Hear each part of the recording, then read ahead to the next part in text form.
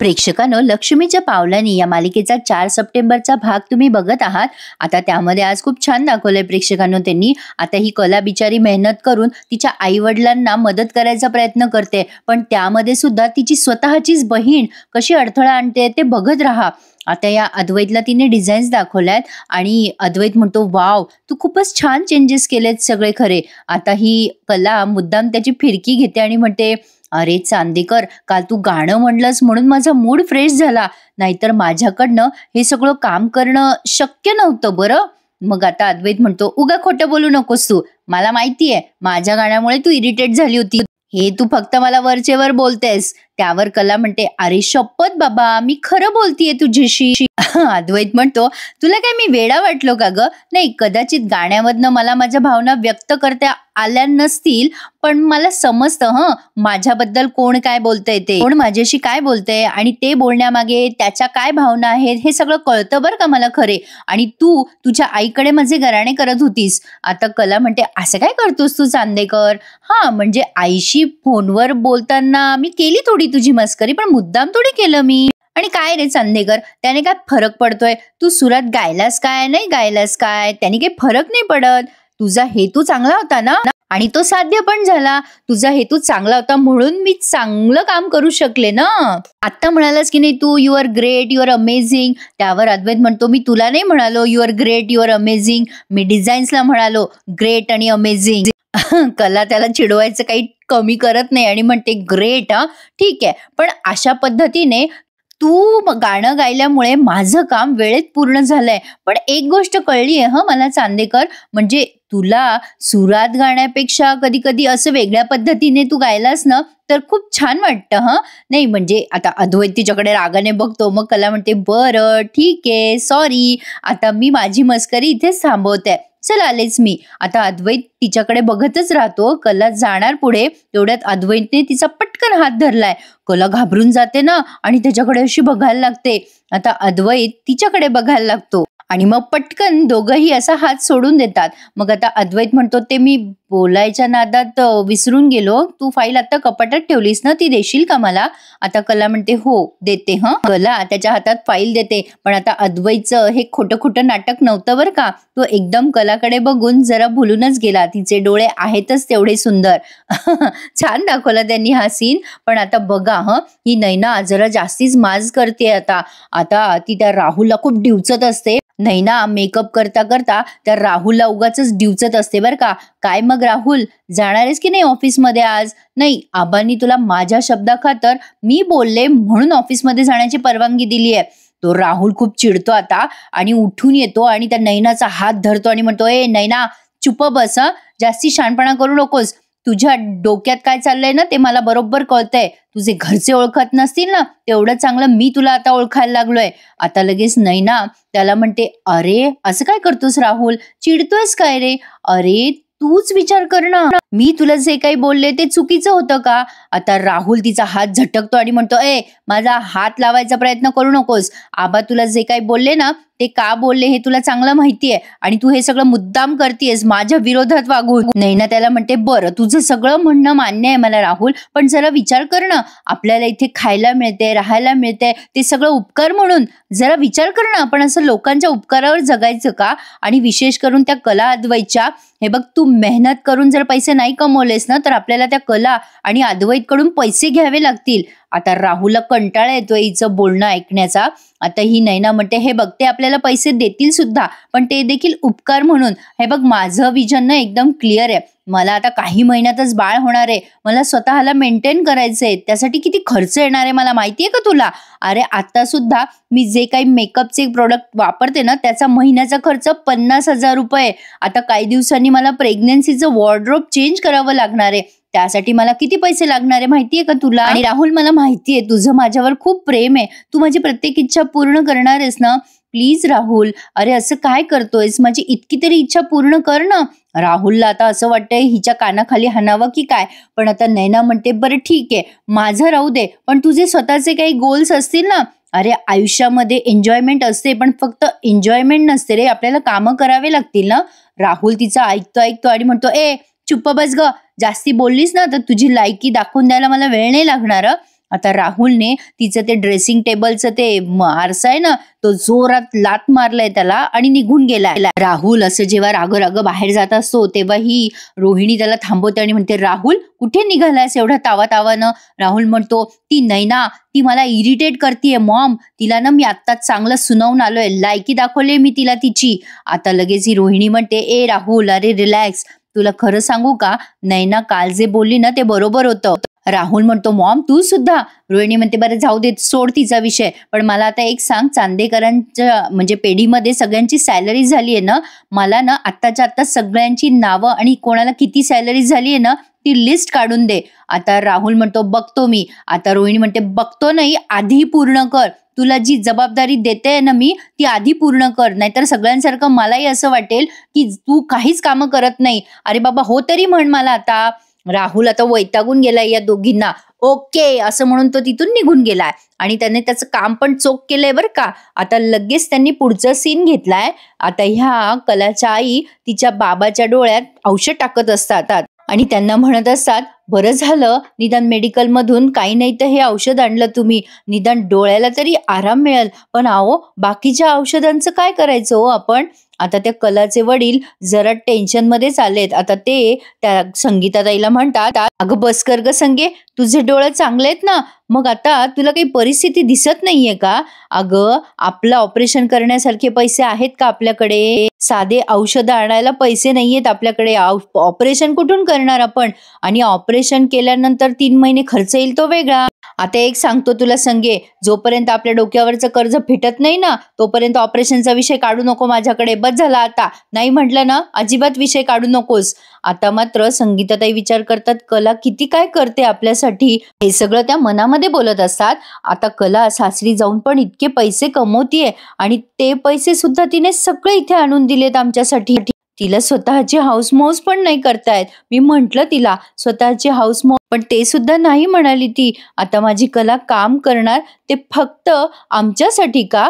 आणि आता ह्यांच्या डोळ्याचं ऑपरेशन बी मध्ये चाललंय, कशी कशी करणार आहे माझी कला? मला लई काळजी वाटते आता. अवघड असं नाही प्रेक्षकांनो, ज्यांच्या घरात पोरं आहे त्यांना पण हीच अडचण आहे आणि ज्यांच्या घरात नाही आहे त्यांना पण हीच अडचण आहे. पण खरंच सगळं सोंग आणता येतं, पैशाचं नाही आणतायत, हे मात्र खरं आहे. आता रोहिणी राहुलचीच वाट बघत असते. राहुल आलाय आता आणि म्हणतोय, मॉम तू मला ज्या कामाची लिस्ट सांगितली ती कशासाठी सांगितली होतीस? आता रोहिणी म्हणते, तुला काय करायचंय त्याच्याशी? तुला जे काम सांगितलं ते केलंय का तू? आता राहुल त्याचा मोबाईल काढतो आणि म्हणतो, फॉरवर्ड केलंय तुला, बघून घे काय आहे काय नाही ते. आता रोहिणी त्या राहुलने पाठवलेली लिस्ट बघते.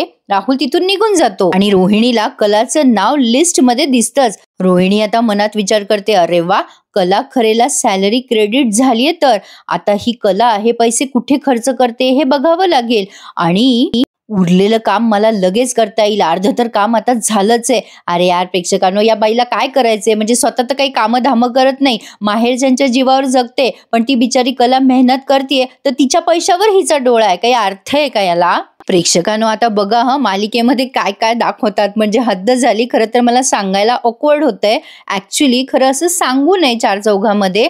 त्या म्हणजे ह्या नैनाची ना पाळी आली आहे. आता ती विचार करते की मागच्या महिन्यात पण हीच तारीख होती, काय कटकट आहे यार, कंबर दुखतीये, पोट दुखतंय, आता मी पेनकिलरच मागवते, पेनकिलर घेतल्याशिवाय मला बरं वाटणार नाही. आता ही विचार करते मनामध्ये, आता काय काय सांभाळू मी? एकतर आधीच प्रेग्नेन्सीचे महिने सुद्धा 9च असतात आणि त्यातनं इतके महिने आता उलटून गेलेत, तर राहुलला पण घोळात घेता आलं नाहीये मला. आधीनं मी ऑनलाईन पेनकिलरच मागवून घेते, बाहेर गेले तर उगाचच बोंबाबोंब होईल. प्रेग्नेन्सीच्या काळात पेनकिलर खाऊ नये, असं करू नये, उगाच सगळे लेक्चर देत बसतील, त्यापेक्षा मी ऑनलाईनच ऑर्डर करते. आणि आता नैनाने तिचा फोन हातात घेतलाय पेनकिलर ऑर्डर करण्यासाठी आणि एकदम ती रोहिणी येऊन समोर तिच्या उभी राहिली आणि नैना खूप घाबरते तिला बघून. आता रोहिणी म्हणते, काय झालं का नैना, तू उशी का पोटाशी पकडून बसलीये? आता नैना विचार करते, बापरे यांनी माझं बोलणं ऐकलं का काय? रोहिणी म्हणते, तुला काही होतंय का? चल बरं डॉक्टरकडे जायचं का? मी येते तुझ्या बरोबर, चल बरं. आता ही नैना म्हणते, नाही नाही तसं काही नाहीये, मला काही त्रास नाही होते, डॉक्टरकडे जायची गरजच नाहीये. रोहिणी म्हणते, नक्की ना? आता ही नैना म्हणते, हो हो मॉम इन लॉ. मग रोहिणी म्हणते, तू म्हणतेस तर ठीक आहे, पण मी तुझ्याशी जरा बोलायला आले होते. नैना म्हणते, बोला ना, काय झालंय? रोहिणी म्हणते, अगं डायनिंग टेबलवर जी चर्चा चालू होती, नाही म्हणजे तुमच्या घरातल्या लोन विषयी वगैरे, ही आता नैना तोंड वाकडं तिकडं करते. त्यावरती रोहिणी म्हणते, हे बघ नैना, तुला आवडो न आवडो पण तुझं मत यामध्ये सगळ्यात जास्ती महत्वाचं आहे. मला एक कळत नाही, सगळं काही कलाच का करणार, तू मोठी आहेस का ती? अगं तुला सगळं माहित असायला हवं की नाही? आणि तू बघितलं ना माझे डॅड काय म्हणाले की मी तुला पैसे देतो, त्यावरती कला कशी तोंड वर करून म्हणाली की नको नको. बघ कसे माझे डॅड विरघळले तिच्यावर. आणि ही लगेच नैना म्हणते, कला अति शहाणीच आहे. आता त्यावर ही रोहिणी म्हणते, ते काही असो ग, पण कला स्वतःचा स्वाभिमान जपतेस ना आणि डॅडचं मन ती जिंकतेच. आता तर तिने काम करायला पण सुरुवात केली आहे. मला तर वाटतं तूही आता कामाला लाग. ती घरातलं काम करते, बाहेरचं काम करते, म्हणून डॅडला अभिमान वाटतो ना तिचा. तुझ्या वाट्याला काय येतो, फक्त टोमणे टामणे. अगो मला तर असं वाटतंय की तू स्वतःला सिद्ध करायला पाहिजेच नाही ना. नैना म्हणते, खरं सांगू का, ही कला कर्ज कसं फेडणारे, आई बाबा काय करणारे, मला त्याच्याशी काही देणं घेणं नाहीये. कर्ज फेडता येत नाही तर काढायचं कशाला, ते काय करतात काय नाही, मला कशातच काहीच इंटरेस्ट नाहीये. मला या सगळ्या गोष्टी ना माझ्या अंगालाच लावून घ्यायच्या नाहीयेत. मग आता रोहिणी म्हणते, अगदी बरोबर आहे तुझं बोलणं, तू खूप प्रॅक्टिकल वागतेस ग, पण कला बघ याच गोष्टीचा फायदा करून घेणार आहे आता. नैना म्हणते, मॉम इन लॉ, मग आता मी काय करू? रोहिणी म्हणते, कान नाक डोळे सगळं उघडे ठेव ना, मी सांगते ना तुला, तुला काय करायचं ते. तू आता कलाकडे जाय आणि तिला विचार सगळं, ती कसे पैसे आणणारे, कुठून देणारे, कसं कर्ज फेडणारे, तुझ्या घरची परिस्थिती काय आहे त्याची सगळी माहिती काढ. म्हणजे बघ तशी तू सून आहेस माझी. म्हणजे कलाने तिचं स्थान हिसकावून, म्हणजे तुझं स्थान हिसकावून घेण्याचा प्रयत्न केला ना तर ते मला नाही ग आवडणार. नैना खरंच डोक्यावर पडलेली दिसते. आता नैना ती रोहिणीला म्हणते, थँक्यू मॉम इन लॉ. आता ही रोहिणी म्हणते, जा जा, बसलेस का इथे, जा. आता ही म्हणजे नैना अशी उठत हळूहळू निघते बरं का प्रेक्षकांनो. तिचं खूप पोट दुखतंय. नैना आता तिचं पोट धरत धरत आणि थोडीशी लंगडत चालतीये. आणि आता रोहिणी तिला चालताना बघून विचार करते, ही अशी का चालतीये, काय झालं असेल हिला एक्झॅक्टली. जाऊ द्या ना, मला काय करायचंय, पण हिच्यासारखी मूर्ख मुलगी मी आतापर्यंत कधीच पाहिलेली नाहीये. हिच्या मूर्खपणाचा मला पुरेपूर फायदा होणार आहे. रोहिणी अशी प्रत्येक वेळेला स्वतःचा फायदा करून घेते प्रेक्षकांनो, पण नक्कीच रोहिणीकडनं सुद्धा फायदा करून घेणारे बरेच असतील. आता ते आपल्याला येणाऱ्या काही भागांमध्ये दिसेलच. कला रोहिणीची जिरवणार हे मात्र नक्की आहे. पण आता पुढे बघा प्रेक्षकांनो, हद्दच झाली. आता ही नैना कलाच्या रूम मध्ये जाते. कलाला असं वाटतं, बाई आली आपली बहीण आपल्याशी गप्पा मारायला छान. ती म्हणते, अगं नैना ताई आलीस तू, ये ना. अगं अशी कशी आलीस अचानक आज? नैना म्हणते, अगं सहजच आले. आता नैना अशी पोट धरून तिथे खाली बसली आहे. आता तिला जरा टेन्शन आलंय बरं का प्रेक्षकांनो. मग आता ही कला म्हणते, ताई तुला बरं वाटतंय ना, तुला काही खायला करू का, पटकन आणून देते. मग आता नैना म्हणते, नको अगं सध्या खायला वगैरे, ऍक्च्युली तू खाली जे काही बोलत होतीस ना, मी त्याबद्दल तुला विचारायला आले होते. बिचारी कला आता ती काय म्हणते बघा नैनाला, ताई मला वाटलंच होतं, तू जरी बोलून दाखवलं नाहीस ना तरी तुला फरक पडलाय, म्हणजे बरं झालं तू आलीस. म्हणजे आई बाबांची परिस्थिती खूपच खालावली आहे ग आता. अगं ज्या घरामध्ये आपण जन्माला आलो, लहानाचे मोठं झालो, ते घर इतक्या आठवणीने भरलंय ना, म्हणजे आता ते घर विकायची वेळ आली आहे ग ताई आपल्यावर. ताई तुला आठवतं का आपण किती मजा केली आहे त्या घरात, उन्हाळ्याच्या सुट्टीतली मजा, आपण गोष्टी ऐकायचो, गाणी ऐकायचो. अगं आपले सगळे म्हणजे गल्लीतले पोरं आपल्याकडेच खेळायला यायचे नाही का, तुझी लंगडी किती फेमस होती ना. आता नैना म्हणते, अगं कला जाऊ दे ना, त्या जुन्या आठवणीविषयी काय बोलायचं ना. अगं मला तुला हे विचारायचं होतं की मम्मा आणि बाबा कसे करतायत पैशाची सोय, काय सोय करणार आहेत ते पैशाची. आता लगेच रोहिणी आली आहे बरं का प्रेक्षकांनो, मागून सगळं ऐकतीये. कला म्हणते, अगं ताई काय सांगू तुला, अगं गुंड्या जॉब करते, पैसे कमवतेत, आई बाबा सुद्धा मिळेल ते काम करून पैसे कमवतायत. मी सुद्धा डिझायनिंगचं काम जास्ती घेतलंय, म्हणजे आता सध्या तरी पैसे मिळत आहेत, ते सगळे पैसे मी आई बाबांना देतीये आणि त्याचा हप्ता फेडतीये. पण आता 2 महिन्याचे हप्ते फिटलेत बघ, पण अजून बघूयात पुढे किती पैसे द्यायचेत आणि कसे कसे फेडायचेत ते. रोहिणीने कलाचं बोलणं ऐकलंय आणि आता मनात विचार करते कशी, अच्छा असंय तर. आता रोहिणीने पुढचं कसं स्ट्रॅटर्जी वापरली आहे ना ते बघा प्रेक्षकांनो. आता त्यांनी एवढा सीन दाखवलाय नैनाचा आणि कलाचा, आता डायरेक्ट त्यांनी कला स्वयंपाकघरात दाखवली आहे. रोहिणी स्वयंपाकघरात येते आणि म्हणते, कला सरोज वहिनीला बघितलं का ग? कला म्हणते, त्या सकाळीच आजोबांना सांगत होत्या त्या पेढीवर जाणार आहेत म्हणून, तुमचं काही काम होतं का? आता रोहिणी म्हणते काम तर होतं ग, तुझंच भांड फोडायचंय, म्हणजे मनातल्या मनात विचार करते ती. आणि मग कलाला म्हणते अगं नाही तसं काही विशेष काम नव्हतं, चालू देत हा तुझं जे काय चाललंय ते. रोहिणी मनात विचार करते या सरोज वहिनीला पण आजच जायचं होतं का सकाळी सकाळी पेढीवर? नाही नाही नाही नाही, असं या कलाला सोडता कामा नये. आता काहीतरी आकडम तिकडम केलंच पाहिजे. आता हे आकडम तिकडम काय करते ती तिचं तिलाच माहिती. पण आता तेवढ्यात पार्सल आलंय यांच्या घरात. आता ते पार्सल नेमकं कलाने रिसीव्ह केलंय. आता ते पार्सलवरती नैना राहुल फडतरे असं नाव असतं बरं का प्रेक्षकांनो. आता कलाने त्या नैनाचं पार्सल रिसीव्ह केलं आणि फोडून पण बघितलं. आता त्यामध्ये गोळ्या असतात आणि पेन किलर. अरे बापरे, आता कलाला टेन्शनच आलंय. अरे बापरे, एवढ्या सगळ्या पेन किलर.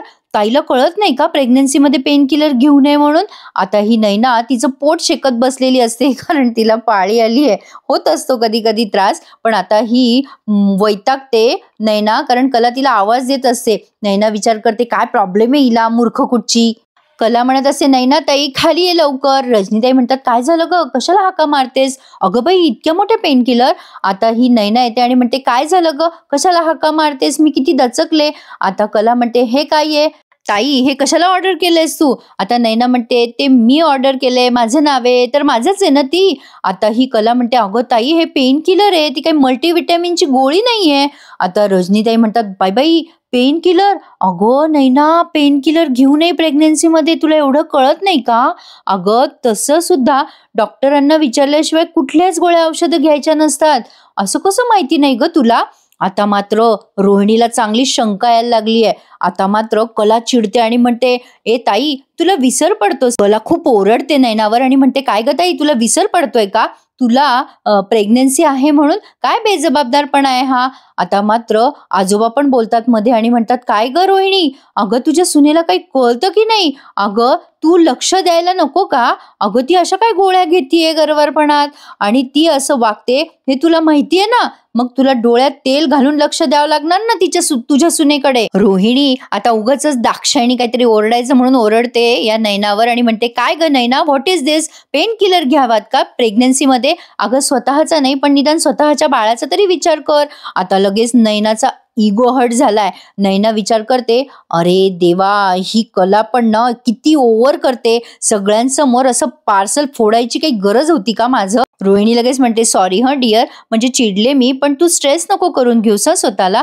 फक्त असे पेन किलर्स घेऊ नको. आबा नुसते पाहतच राहतात रोहिणीकडे की अशी कशी गोड बोलतीये ही म्हणून. अचानक सगळ्यांनाच डाऊट आलाय प्रेक्षकांनो. पण आता मात्र कला म्हणते ताई मला जरा प्रश्नच पडलेत.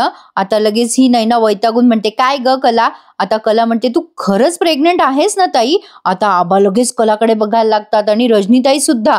आणि प्रेक्षकांनो हा भाग इथेच त्यांनी पूर्ण केलाय. आता पुढे बघा कलाने अद्वैतला रिक्वेस्ट केली आहे की तुझ्याकडे दागिने ठेवलेत ना मी, म्हणजे तुझ्या आईकडे, मला ते दागिने मिळतील का? म्हणजे मला ते दागिने विकून पैसे आणायचेत आणि आईबाबांना द्यायचेत रे, ऑपरेशनसाठी कामाला येतील आणि कर्जासाठी सुद्धा.